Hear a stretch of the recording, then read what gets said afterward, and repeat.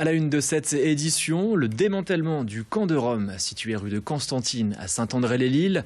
Ça se passait ce matin. Les forces de l'ordre ont procédé à l'évacuation du camp où vivaient une soixantaine de personnes. Un démantèlement qui fait suite aux récentes agressions qui ont eu lieu le long de la Deule. Souvenez-vous, dimanche dernier, une course en soutien à Lucie. Une joggeuse agressée alors qu'elle faisait son footing avait réuni tout de même plus de 400 participants. Mais avec ce démantèlement, le collectif Solidarité Rome Lille Métropole craint que les deux camps voisins soient à leur tour démantelés. Car problème pour l'un d'eux, se pose un problème de légalité. Le camp de la Poterne est en effet à cheval entre un terrain appartenant à la SNCF, aux villes de la Madeleine et de Lille. Pour Dominique Planck du collectif, ces démantèlements empêchent clairement le suivi de ces personnes.